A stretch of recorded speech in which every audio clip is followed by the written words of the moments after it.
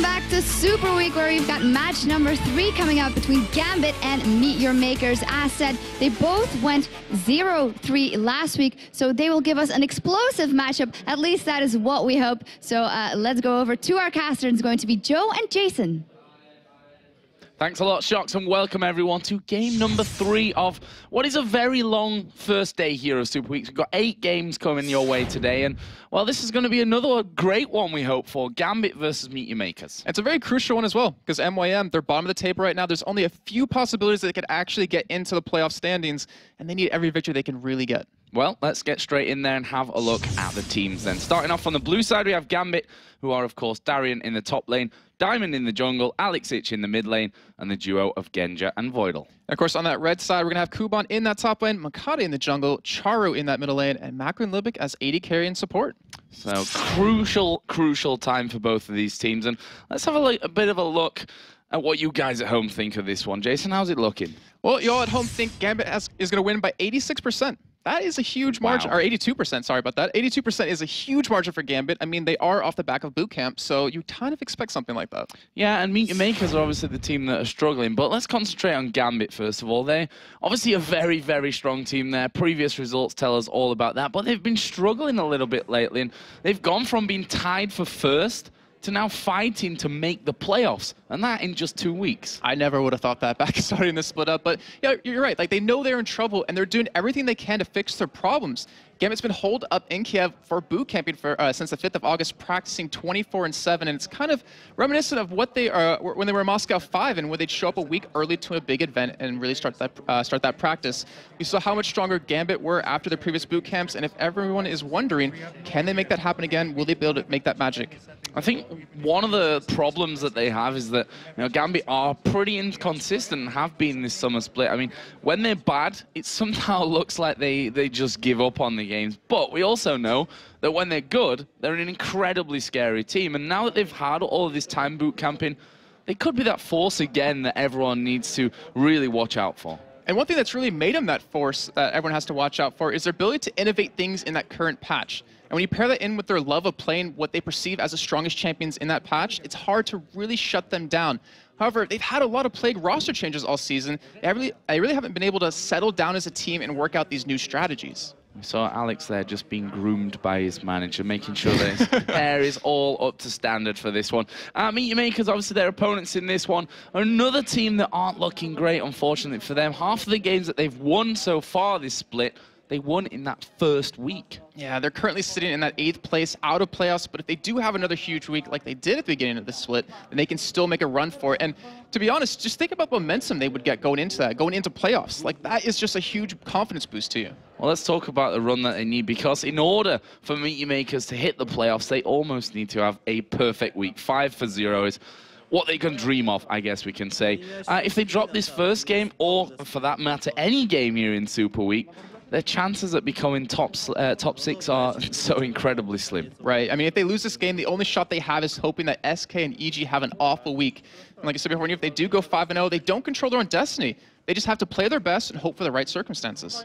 So you see that on your screens, Meet Your Makers, and as I said, pressure really on their shoulders. They've been in these pressure situations before, let's not forget. They struggled and failed to qualify for the spring split. They stuck together, trained really, really hard, and got into the summer split. And as you said, the first week they played 5 games, as they will do here this week, and they went 4-1, only losing out to Alternate in their final game, which stopped them obviously going 5-0. So we know that Meet Your Makers can do it and have pulled out these 4-1s before, but I don't know, it feels like the way, the consistency that they've brought, or I should probably say the consistency that they've not really brought to the table in the latter stages of the season is something that, well, it's probably, if we're being really honest about it, going to haunt them when we come to these final games of this week. Yeah, I mean, if we think back to that first week, one thing they had in their favor was the element of surprise. Like, no one knew exactly what they played. The old guard teams didn't really, watch out for them. They weren't really on their radar. But do they have that now? I mean, they've had that week and a half to really practice, really get things going. Are they going to be able to really bring that surprise factor that they kind of need at this point? Because like we said before, they need every single win. And there was a Reddit thread, actually, that I noticed over the weekend that I really liked. It was done by Lord Aramath. and it's about the 1,048,675 possible outcomes for the EU Super Week. And right now, Meet Your Makers, there's 4 possibilities where they can get 3rd place, but the chances of that happening are pretty slim. I mean, there's 677 possibilities for them to get 4th place, and the possibilities for them to get 8th place are 828,074. Like, it's going to be very hard. What you're saying is chances of 4th place, of 3rd place, where they have 4 out of over 1 million different outcomes.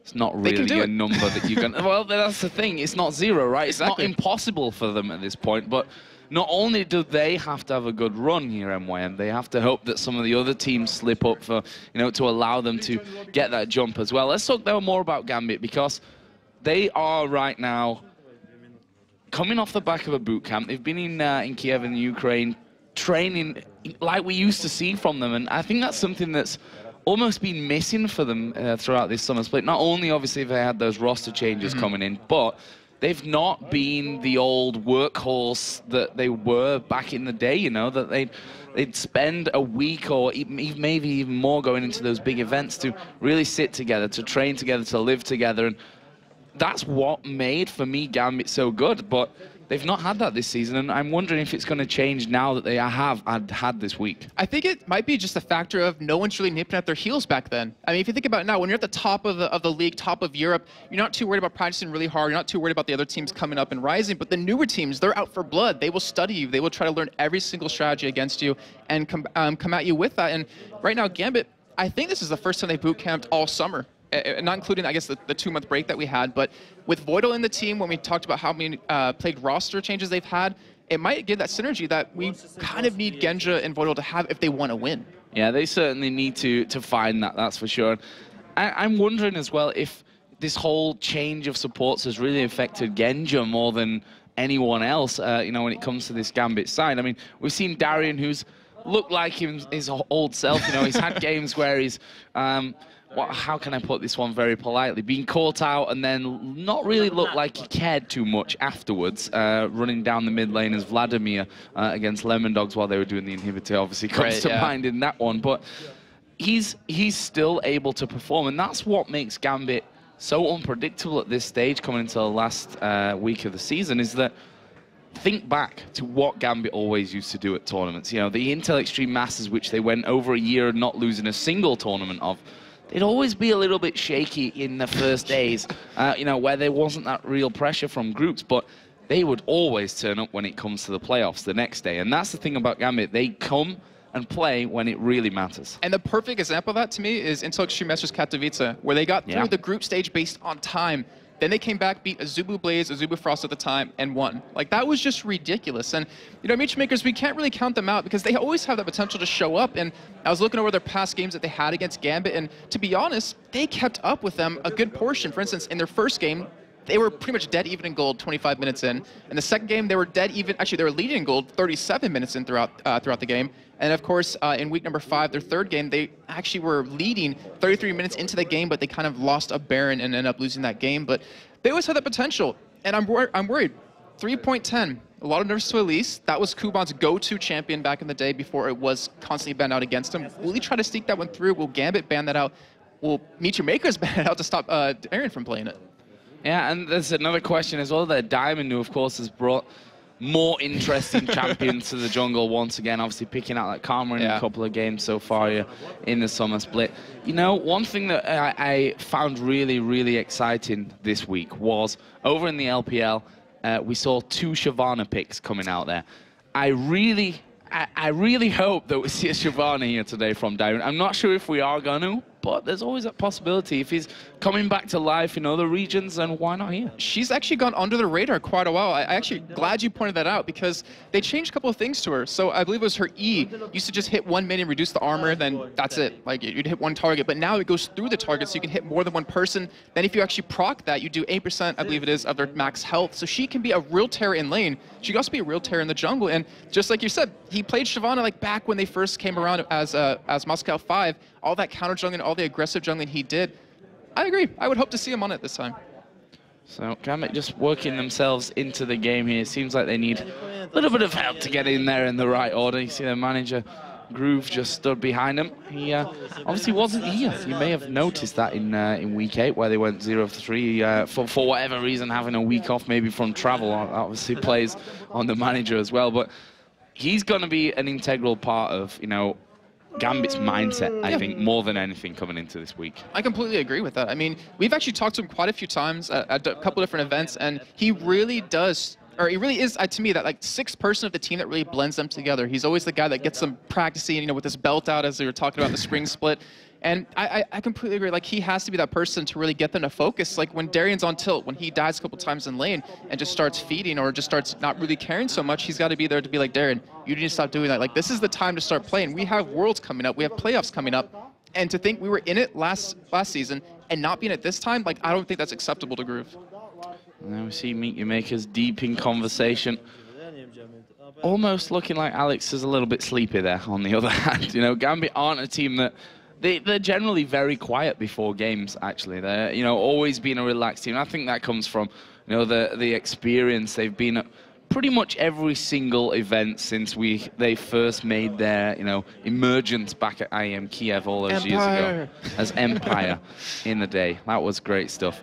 But yeah, as I said, they're a team that can just turn it on almost seemingly as and when they want to, or at least they were a team that could do that. And I'm wondering if they've still got that in them with that Voidal change and everything that's gone on with the team. Yeah, I was thinking back to week 2 when they played against Alternate. Like, their aggression they put out, no one can match Alternate, or no one did match Alternate, but they did finally in that week number 2. It was ridiculous. And to me, like, they're a team that can do that, and then they can also sit back and play a little bit passive. Like, they can change up their style mid-game or just from game to game, and it's really hard to get a read on that.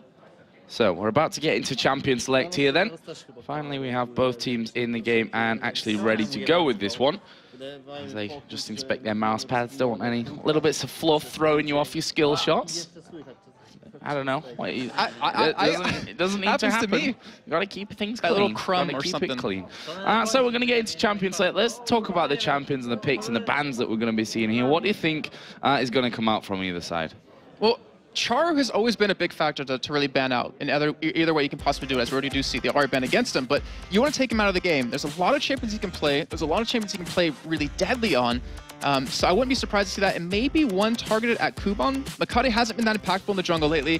Makler and Libic haven't really done that well in the lane together, so I think taking out those 2 key members of Meet Your Makers can really get you in the right direction. Well, let's see then. We saw a Sona ban coming out first for Meet Your Makers. That is by far and away Voidal's most picked champion. And you know, it's Gambit's most picked support champion to have in there anyway, so that's not really a surprise. Fiddlestick's going to be banned here then for Gambit as well. Okay, so Libic, he plays a lot of Fiddlesticks. He actually doesn't do too well on him, unfortunately. Like, the whole champion can be... It can work really well, or unfortunately work very bad for you. It just depends on how well you do in lane, where you could be a real terror with like a Fiddlesticks Varus kind of combo. But obviously I can be able to play it this time. Well, they banned out Fizz here as well, Gambit, which kind of tells them that they're going for very specific picks here, that they don't want that Fizz to be able to be coming out as a counter pick for. I was trying to think, has Charu played Fizz yet this split? I don't believe he has. No. I think the only one we've ever seen was Nuke Duck, and I think maybe Ocelot once. And that's just about it. But yeah, I mean, that's a very good point. Fizz is a very good counter to a couple of champions like Karthus, but he gets countered by Ahri, which is already banned out. So I'm really curious to see if Charu has actually been practicing that. Maybe that's the reason, or the reason just like you said. Well, it looks like we could be seeing Aatrox in this one. Of course, Darian was the first player to bring Aatrox to the table. Thresh is another champion that's managed to slip through the ban phase from this one, so it wouldn't surprise me to see that come in, especially with that Sona ban. Ooh. Okay, so we do see the Thresh locked in. Sorry, I was getting excited to look at the other pick. Look how happy he is. He's like, yes, finally. But the Thresh, he was changed around a little bit in 3.10. His base armor, his base health was reduced, but the ability power and the armor he gets per soul was increased, so it's a flat 0.75 for every single one, so it takes about 100-something souls for him to kind of equal out to where he was previously. But still, the hook, I mean, that's the true terror of Thresh, and if you get hit by one of those, you can just die. Well, we did see that Elise managing to sneak through, and you see how happy Kuban is with that one. Just look at his eyebrows. Doing the dance of Kuban's eyebrows that are now infamous here in the LCS. Let's see what they go with for their second pick from this one. And now, the likes of Vayne that's still available is a champion that Makler, number one, Vayne right now is very, very popular, very strong. Makler has played a lot of Vayne in the past. Genja, not really the biggest Vayne person, though. Yeah, and we always do pretty much talk about macro and his micromanagement on the AD carries. Like, we think back to Intel Extreme Masters Cologne, where his Kog'Maw was ridiculous. His Vayne was just so well done. And with the Nunu pick, I think we might see a Kog'Maw come out of him, actually. Yeah, we'll see that coming into action here. But thinking of that Nunu in the jungle, we have seen Nunu support actually being used as well. So we'll see about that one. For Gambit then, already got Thresh in there, of course, and things really wide open for where they want to go with the picks. I'm curious if Kha'Zix might get picked up. I mean, obviously he was changed a little bit in 3.9, but he's still a really strong champion, and we've seen Alex do it previously, just how well he has played it. And you see something that you like.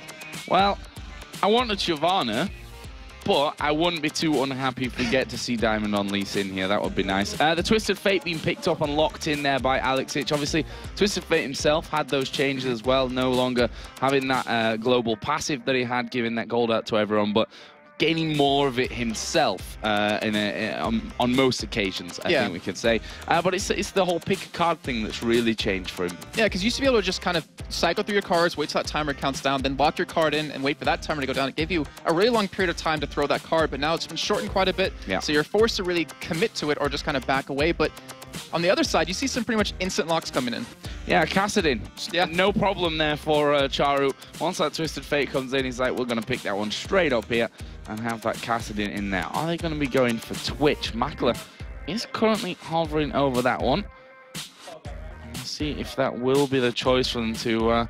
I think in Nunu in the jungle, as I said, we have seen Nunu in support role recently, so could end up being that support Nunu, but I'm tempted to say that Limic's probably going to go somewhere like Zyra.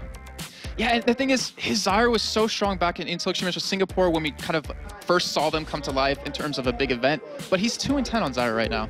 And that's, unfortunately, it's not a great score. It's not a bad champion to pick up, and it gives you that opportunity to kind of catch someone followed up with Cocoon, and it gives Twitch the ability to really get strong in lane, but there's still like Nami available. She kind of disappeared. People aren't playing her anymore, which is a really strong combo with Twitch, since you have Twitch, you can throw out a slow, then Nami can follow up with a pretty easy bubble, not to mention her E. I mean, it's really hard to kind of escape from that. But I'm imagining that we're going to see lane swaps actually come in. Maybe Genja and Voida will go up against Charu in that middle lane, because Twisted Fate's going to have a really tough time. Well, let's see then what Gambit going to finish off here. AD carrying top lane, we're thinking, to be picked up here by the Russians and one Estonian. We should mention once again here, obviously, Voidal is going to be, well, locking in Yorick here for Darian and a Misfortune. Okay, so we saw Yorick just last game with the NIP. It didn't work out terribly, didn't work out too well though. I mean, he was in lane, he was able to stay in lane, a little bit behind in terms of CS, and the game kind of snowballed pretty much out of the laning phase. It wasn't even his fault for that one, but it's a strong pick. I mean, a lot of people will synergize him with like an AD carry, like a really hyper AD carry like Vayne or Kog'Maw or something like that, but it also works really well on AP carries like a Karthus, someone who can kind of spam abilities, so there's always that potential to have it on Twisted Fate. But Genja Misfortune, that was his go-to champion back in the spring split. Why not pick it up again? Well, Meaty Makers have finished off their lineup here with the Janna pick, which wasn't really expecting the Janna to come out there, not in Libic's top 3 pick champions, so obviously something that they've been working on here from this one. Yeah, and they actually all picked their own champions in this game. Yeah. Which is a little bit weird, because usually you pick champions that you want for other people. But yeah, so the Janna, it was picked up actually it was picked up by and rated, I think, was the first one to really play it here in Europe back in week number 1. And obviously the shield gives you that extra AD in lane, not to mention the disengage, which is really helpful when a Twitch doesn't really have an escape besides that stealth, but that's immediately countered by Lee Sin. Well, we're going to be seeing the Meaty Makers in desperate need for a victory against Gambit, and well, it's against Gambit. It's not a team that you, when you look through the fixture list, I don't think Gambit's the one you put a tick next to expecting to have the best chances of picking up those 3 points, especially since the fact that Gambit have done this boot camp. And I think that's the real interesting factor in this one, that we've not really seen Gambit do this before in terms of in the LCS here. Obviously, they used to do it all the time, which is what, in my opinion, was part of what made them so very, very strong coming into other tournaments. Another thing that made them so strong is that Diamond used to play Lee Sin, and now he's playing him again, and I'm really excited about that. And the thing I'm looking forward to most is this is like the time. Has all that work paid off? Like, are we going to see an extremely strong Gambit or a meh Gambit kind of thing, where they have to make big plays happen? Like, they could possibly fall out of or not be in these playoffs, and they don't come out big right now. It's going to be really tough. It's good Good to see Meet Your Makers are, in fact, supporting ninjas in pajamas coming in. All 5 of them got NIP logos coming into this game. So that's an interesting choice for them. And we'll see how that really helps them coming into this game. But certainly an uphill struggle is this entire Super weekend for them. But if there's a time to shine, it's now. Yeah, and I mean, just like I said before, the momentum that you get into those playoffs and all this hard work, like everything they've worked for practically 2 years now, not qualifying the first time for the spring split, then finally qualifying in the summer.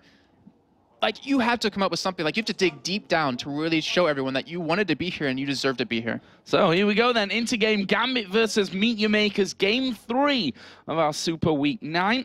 And, of course, we have 8 games coming up today, so still plenty of League of Legends action coming your way, so don't leave your house. That's basically what you need to do right now. And there's a head-to-head result, of course, 3-0. Gambit won all 3 encounters so far.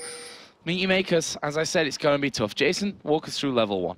Well, if anything, I would imagine it'd be on Gambit's side. You have the quick initiate out of Lee Sin. You also have that hook landing, then the gold card to follow up, but as we're seeing right now, I mean, Gambit just want to get some wards down. They want to know where Makati's going. Since it's a Nunu, he's very prone to counter jungling you. And against a Lee Sin, it's going to be a little hard for him to kind of do that against a Doran's Bladed Lee Sin, which we have to point out as well. But there's always that possibility if he can steal something away that it really keeps Diamond behind. And Lee Sin's not a champion that you really want to fall behind with. And then we also see a Doran shield start for Chara, which is becoming a lot more popular lately. Obviously, you can eat a lot more harass in that lane, and you also get that extra regen, and it's actually a very strong item. A lot of people don't really pick it up.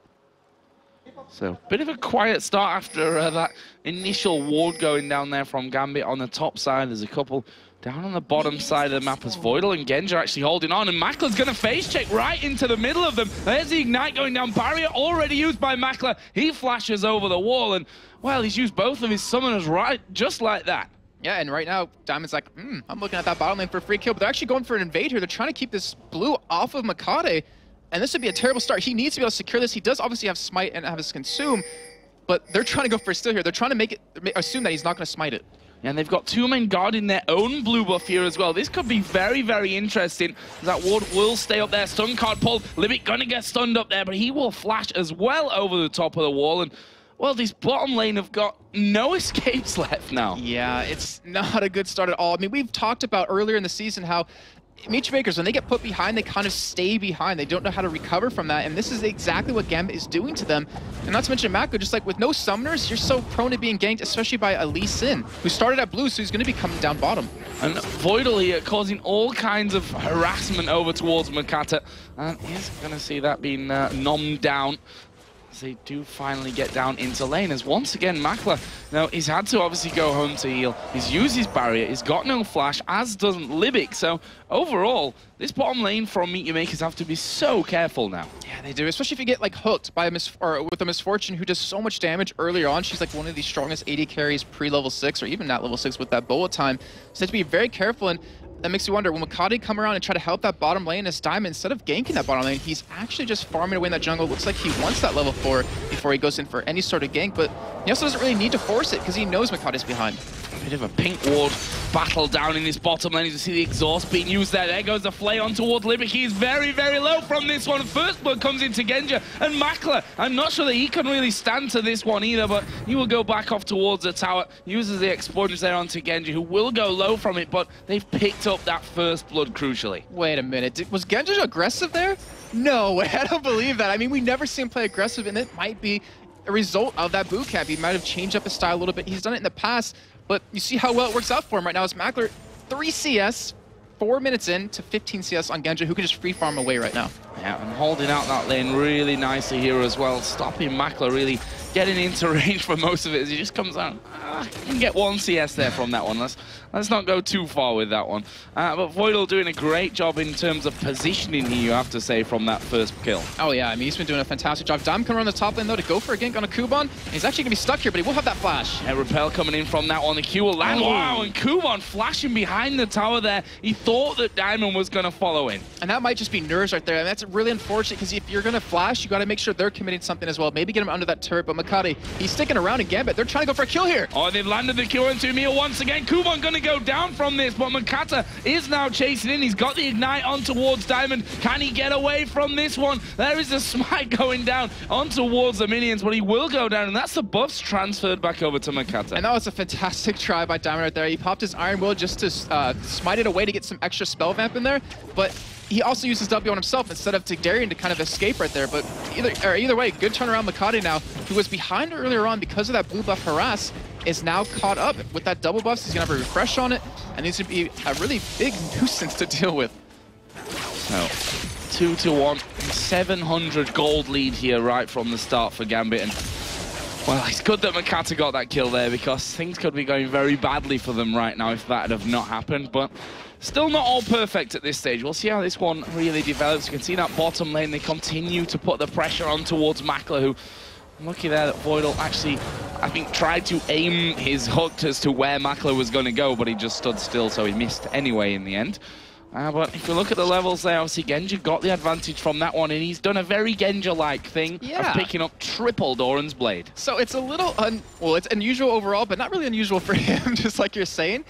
Tia's coming next. Oh, I hope not. I hope not on Misfortune. But what it does give him, though, is that extra presence in lane, that extra damage, so he can afford to duel Makler even more. Not to mention the lifesteal, because he wasn't running any flat or any percent lifesteal on his runes in here. But Darren actually being very aggressive on Kuban because Diamond was around. And Makler, Darren actually can take him very low. Kuban actually going very aggressive from this one. Diamond's not really close to him, as you see the repel coming. Has he got the finisher? Yes, he has. Kuban picks up the kill. He's got a level advantage here over on Diamond. He's going to have to try and dodge this Q. Throws down the cocoon. Diamond going to get decent damage into him here, but there's a lot of minions there as well, and Diamond forced to back off. That was fantastic. His Spiderling caught the Q out of Diamond proc, so he didn't get caught at all. He was able to run through his own minion wave and escape. Great job by him. As you can tell, I was surprised he went in for that. I mean, considering we obviously knew where Diamond was, but to kill Darien like that, because we know he goes on tilt, we're going to see how it's going to develop. Yeah, Chara going in aggressive there. I think he's bitten off a little bit more than he can chew. Where's the wild cards? Alexic not able to throw them out quick enough here. And Chara will escape with very little as Makata comes around the side as well. Snowball not doing enough. Little bit of a dance and backing away. Yeah, and right now, because of that kill top and that Kuban just got, it gives Makata that freedom to gank middle, to gank bottom, to help those other lanes out a little bit. As you can see by CS, Alexic is ahead of Charu. Makata is going to be sneaking around here bottom. And he's not spotted by a ward. This could be very bad for Gambit, though. Genja, he does have flash, does have barrier to escape. Wondering where the wards are overall here, as Voidal going to take a lot of damage, and they're going to go straight in on towards him. Can they finish off? Charu has teleported in as well. There's the knock-up. Makler will secure a kill. Genja trying to put some damage back onto him, but those 4 men from MYM are unchallenged, really. There's no one there from Gambit to really do anything about it. And another perfectly settled kill, and again we see that teleport being called into play. Yeah, I was just about to mention that. I mean, I wanted to see what kind of Charu are we going to see this game in terms of that teleport. And as you can tell, with the Caston, if he wants to be around the map, I mean, he's already a Caston. He can already get around the map extremely quickly, but with the teleport, with that assist under his belt, it's going to help him get his item build going a little bit quicker. And I think his Caston can really start to get strong very quickly. He's got that Tia in there as well, which he picked up on his last trip home. See, in that top lane, what was going pretty well for Darien up there, it had that presence from Kuban to come in there. They managed to get that 1 kill. Kuban really not scared of fighting in there at the top, and that's what we saw. A little bit of miscommunication, I think, because Darien pushed up that lane while Diamond was in the tri-bush, but then Diamond went into MYM's jungle, and it was all a little bit strange from Gambit's side of things. I think there was some communication problems with how that fight went down, but it leaves us either way. Gambit still having a gold lead. Meet Your Makers ahead in kills. All right, now it could be a lot worse for Meet Your Makers, but luckily they picked up those 3 kills, and I was looking over the past couple of games in Gambit versus Meet Your Makers in terms of Dragons, where Gambit's gotten 9, and Meet Your Makers only been limited to 3. And we've seen earlier today just how impactful getting Dragons over and over can be for SK, who got 5 or 6 in their first game of the day, then EG, who got quite a few in their game just previously versus NIP. And right now, Meet Your Makers, like, that's the next big step for them. Can they maybe gank bottom lane or gank middle and then get that pressure on that Dragon? Yeah, Alex has had plenty of time to be farming himself up, and obviously his passive now works in his favor. Obviously, it doesn't work towards his team anymore, but he's going to be gaining more gold from that overall. So we'll see how he really develops. He spent a lot of time in that lane just constantly farming things up, as we see Nunu headed towards his top lane, and he's going to be spotted there. And that's one of the problems, almost free vision that you can get out there from Warwick. But look at that damage coming out from Yorick, not Warwick. We've not seen him for a while. But they see the damage there once again from Kubon. Darian has to be so careful. Yeah, Kubon's running his patented 14 Magic Pen earlier on, which is going to help since Darian is actually using a very aggressive rune page where he has 13 flat armor pen, 5 flat magic pen, and then 8% of both. So he wants to go in for damage. He wants to make an impact, but Kubon, he's just able to turn that aggression around right onto him. So I just saw his recall being cancelled there in that top lane. Bottom lane got a little bit quiet after what was a hectic start. That first blood going over to Gambit. However, we have to point out that Genja still has a big CS lead over Makler. Yes, he does. And he has 1,500 gold in his pockets to spend right now. And, you know, to me, the bottom lane is a really crucial point how this game's going to go, but it's all, to me, about Makade.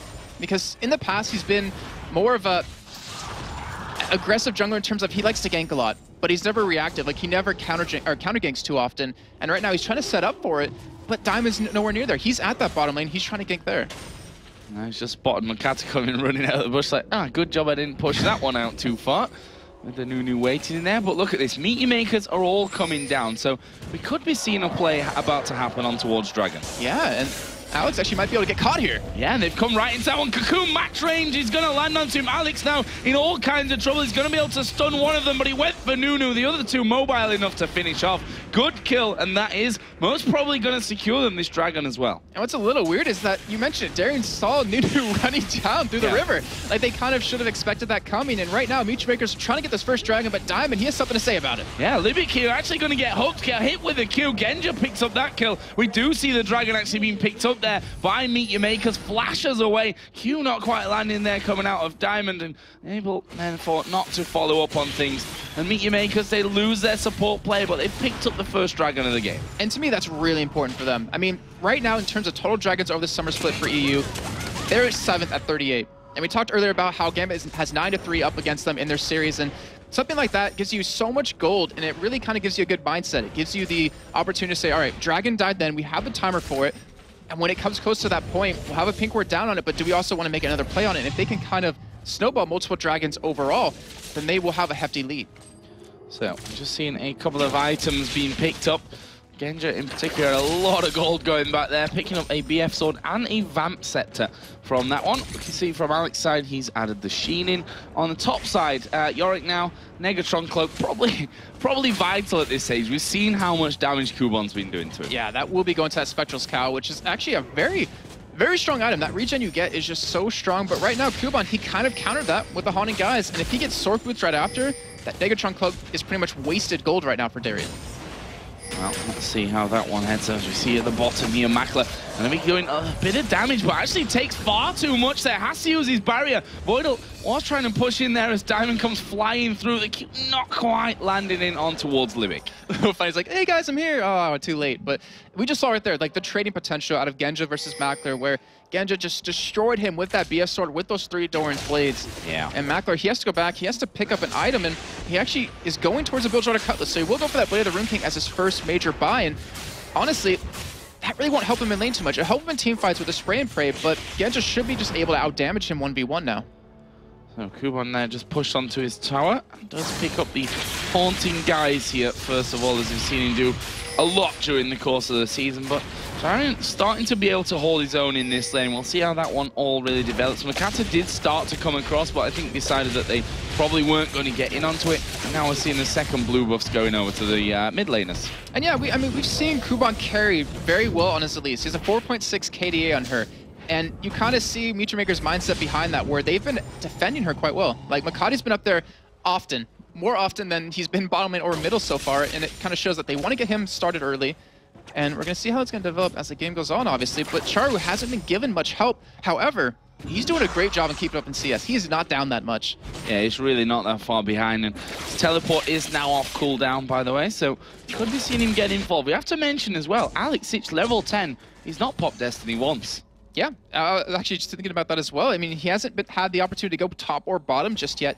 He knows Charu will be able to follow him here, so maybe it's meant more for split push. And as you see him set up, it looks like he actually wants to go for a teleport down this bottom lane, and they need to back away. Yeah, they need to get away from this one. As we see there, the Howling Gale mistimed, and Makla gets absolutely destroyed. There's the full channel of Makata's ultimate coming out. It's a lot of damage coming around, but can they hold on? Flash away from Alex. They've picked up the kill on Charu. Makata now underneath his own tower will go down. That's another kill for Genja, and Gambit going to be taking the first turret of the game, plus 3 kills for nothing. And wow, I mean, we just talked about Alex not use his ultimate. He comes in towards that bottom lane, and the thing was, right when Charu got in there, like right when he teleported in, Alex hit him with the gold card. It stopped him from doing any damage, and they just blew him up, and honestly, they could pick up a second turret. Yeah, I mean, I don't see what Libic's going to be able to do to stop this one. Throw out a Howling Gale, but that's really all he's got, and you see how fast they're ripping through this tower right now. That is going to be the second tower, an inner turret taken here from Gambit. That just makes those 3 kills in that initial tower even more amazing. And what's really deadly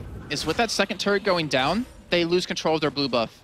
I mean, we have to have Lubick warded up constantly because Charu, he's going to need that blue to power up that tier to get that Rod of Ages and to be able to have that ability to keep spamming. Not to mention, Dragon should be coming up relatively soon. To me, actually, that's losing that second turret was worse than losing 2 middle turrets at this point. Oh, Kuban. I mean, very, very low. The Ghoul's hammering away on him there. Probably shouldn't die to them at this stage, but still going lower than he maybe bargained for going up there against Darien, who right now is pretty strong. He's started, as I said before, to really be able to hold his own once again. Not quite getting the cancel on the recall there that Kuban was so in desperate need of. Genja getting himself the red buff. He's now got that Bloodthirster finished up after picking up another kill down in that last engagement. And look at his CS now. It's up to 50. Yeah, that's... well, the lead's up to 50. Yeah, he's got 130 overall. You knew what I mean. Yeah, exactly. And oh, we see Charu getting caught. Yeah, getting the hook in there, but have they got the damage? Rift walk away there from Charu. Nice shield coming out as well, just to really negate that tower damage coming in. But Diamonds come from the back, kicks Charu through. He's going to follow in from this one. Needs to be careful as the Howling Gale comes around. But Gambit, in the process, managed to pick up that middle outer turret. But they're not done here, Meet Your Makers. They're going to go aggressive. Are they going to be able to catch onto Voidal? There is the repel. Voidal going super low from this one. He's shielded himself, burning from the Ignite. Not sure that he's actually going to go down there at the back. No, he's managed to live through it.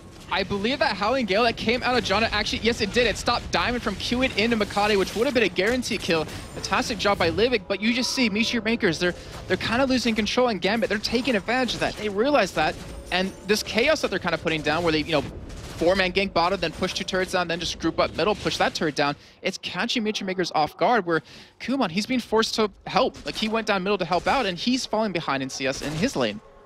So let's have a look at some recent purchases. Spirit Visage added in there for Darren, which means that Kuban's probably not going to be able to kill him anymore. Yeah. The Aegis also added in there for Diamond's Lee Sin. That was before that last fight. Also, the Needlessly Large Rod picked up from Alexich as well. Yeah, so it looks like he either will go his Lich Bane, as you see Kuban might get caught here. It does dodge the hook, so he'll be fine, but he might go for the Death Cap, he might go for his Zonias, or go for that Lich Bane, but this is the big point. 17.5 minutes in, Dragon is up.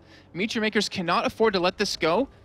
But I'm not sure they can even team fight right now. They need to be able to catch someone with that Cocoon, followed up with the entire CC chain or damage chain, and hopefully be able to kill Gambit. But right now they're like, all right, well, we'll just 3-man push middle. And right now, Meteor Makers isn't in position to stop this. They're so incredibly out of position to stop anything like this happening. We can see their Diamond just off to the side, just being basically a human wall, trying to stop Meteor Makers pushing through. He's actually going to take a lot of damage here, but they've took the turret. Hook has landed in on towards Kuban. This could be very bad for MYM. All going very low. Libic's going to die here at the backside. Voidal actually picking up that one. And while they lost 1 man, honestly, that could have been a lot worse than just a 1 man. But Gambit are pushing towards the inhib turret. I mean, they are just punishing Meteor Makers left and right. They realize that they're all grouped up a Dragon. Why not push that turret? And then MYM, unfortunately, getting caught. Libic being the one to die right there. You're going to lose that inhibitor turret. They should be able to lose their inhibitor here. And Gambit, they have a strong lead. 8,000 gold, 18.5 minutes in.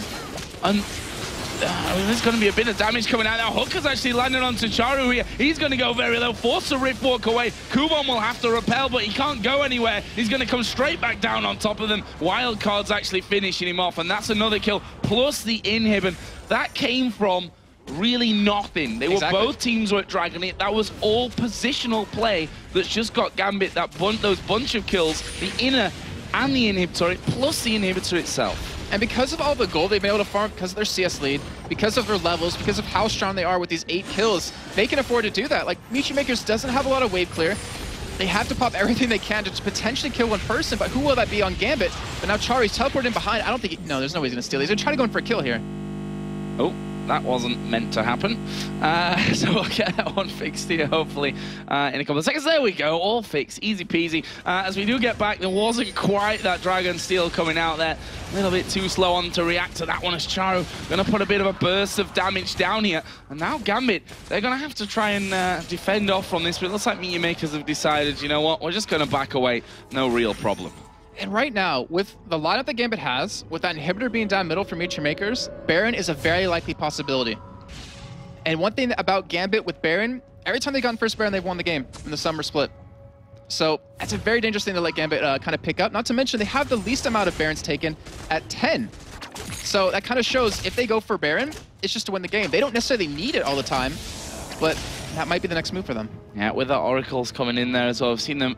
Manamune actually finished off here by Darian as well. And now Alex Hitch is coming up towards that top lane to join him.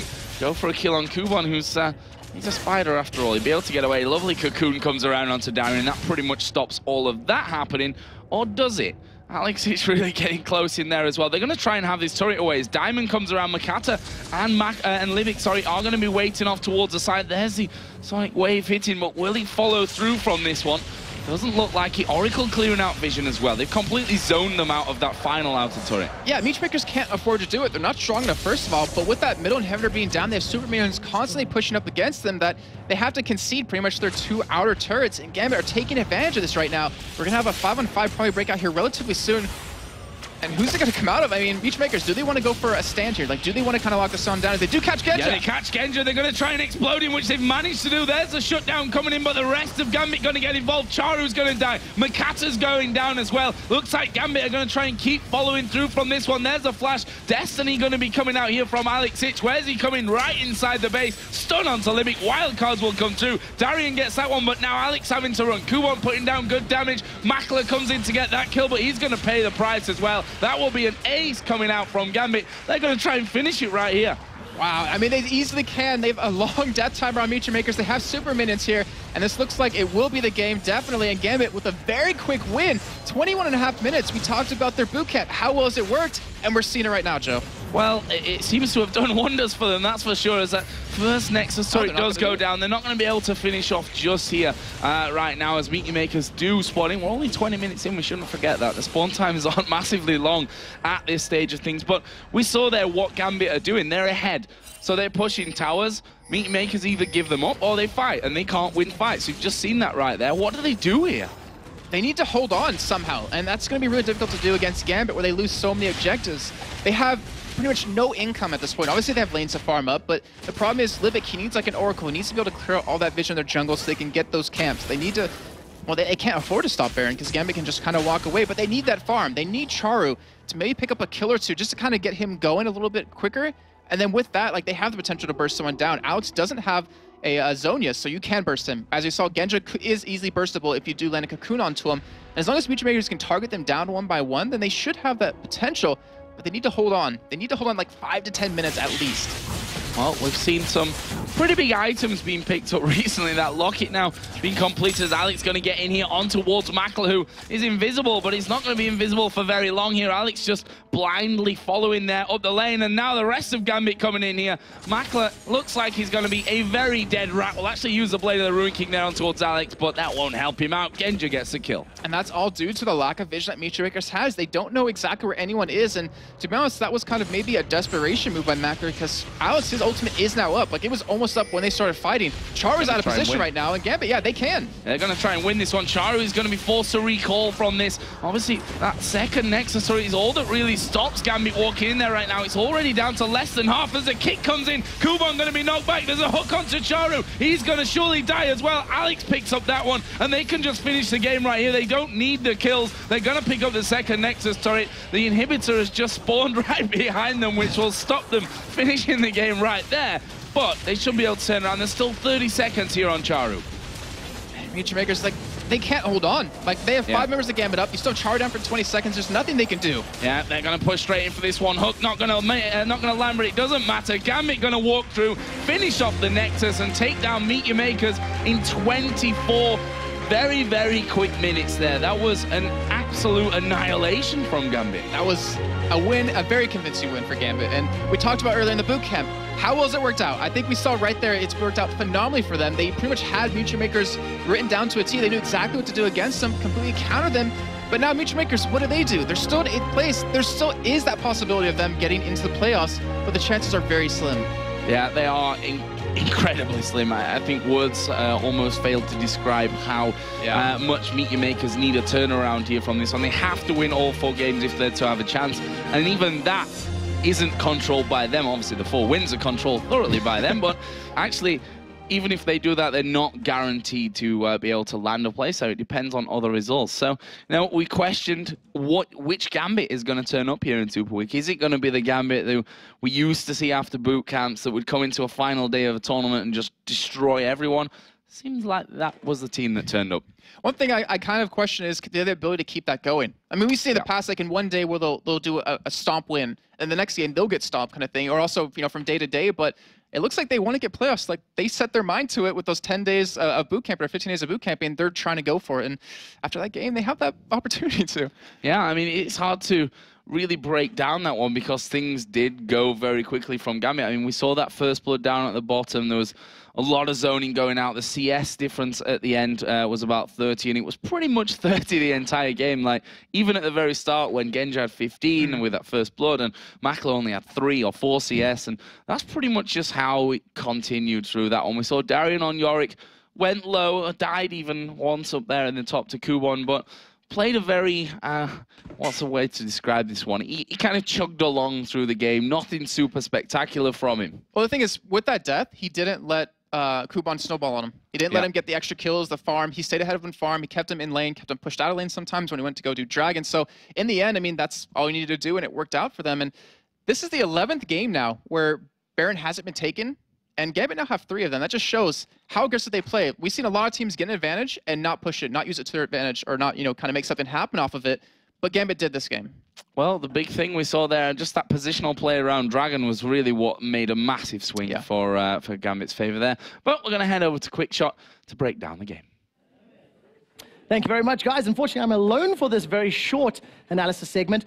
A game that was very one-sided. I think from the absolute get-go, Meet Your Makers, they were trying to find a way into the game, but simply put, Gambit outclassed them. I mean, at 3.5, 4 minutes on the clock, you've seen Genji and Voidal going very, very aggressive in the bottom lane. Jason was so surprised. He's like, what on earth is happening? And it was pretty good play. We also seen a very aggressive tower dive with Diamond Prox back on Lee Sin, a champion that it's been great to see him being picked up and played again.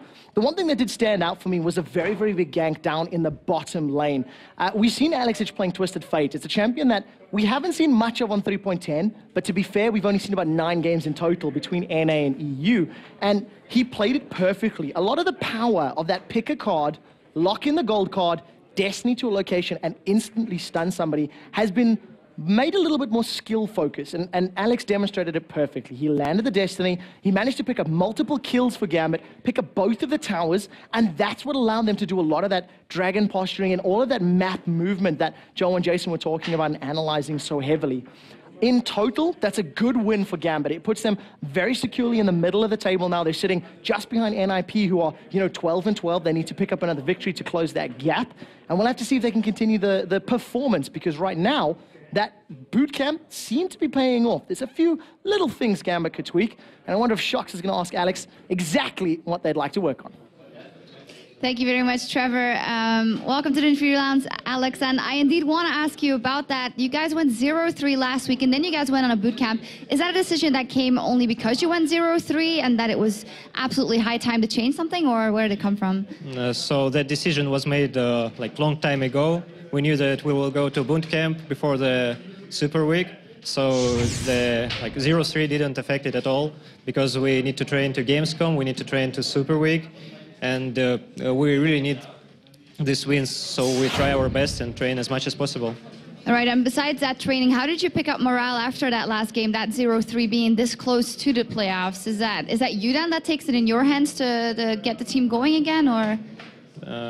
I think it's like, it is the thing of the past, and you just need to keep going, need to forget about it, and like, okay, we went 0-3, but like 10 days passed, and now we're ready to win, and we try our best to do it. So a clean slate today versus MYM. Talk me a little through the picks and bans. We see Yorick. It's the second time we see him today. How do you think why do you think it is that we see the resurgence of Yorick here, and how did it help you guys specifically?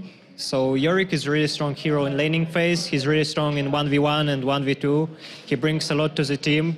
He got kite, he got damage, and he's like the hero that is really good against dive comps, because you can resurrect the hero that is getting dived. He's really good in dive comps because you can resurrect the hero that is diving. And he's like the hero that forgives the mistake, because if you misposition, he can resurrect the guy that mispositioned. So are you saying some of your guys misposition often and you thought, let's throw in a Yorick there? For example, you can see that Genja got a bit cocky and went like hitting the turret and got stunned by Ellis, and he got resurrected, and we won the team fight. So working as intended, that Yorick. So tell me about that game then, because coming into it, Elise was putting on a lot of pressure in the beginning, but then you guys just took it in your own hands and finished really quickly. So how did the game go from your perspective? So their bot lane did a lot of mistakes level 1, like Twitch face checking, and after that we went to their buff and went for 3 versus 3 fight, and Janna used her flash too. Nuno was slowed in the jungle, that helped our top lane and jungler, and our bot lane could bully their bot lane really hard. And because our bot lane got really huge advantage, we could easily snowball it with Lee Sin and Twisted Fate. And after like getting the huge advantage, we just went for a push, and they couldn't handle it because they got Twitch and Janna really underleveled. Yeah, absolutely. Great game from you guys. So after that first game after the boot camp, how happy are you with that performance? So I didn't expect that this game were going so smooth. So I hope that we will continue this performance and it will help us winning. All right. Thank you very much, Alex. First win here in the path for Gambit to Gamescom, of course. As for us, we're going to take a minute to catch our breath. But when we come back, we jump back into the action. The Lemon Dogs and Fnatic have been neck and neck in the standings for the entire split. They go at it for the last time in the regular season. Up next.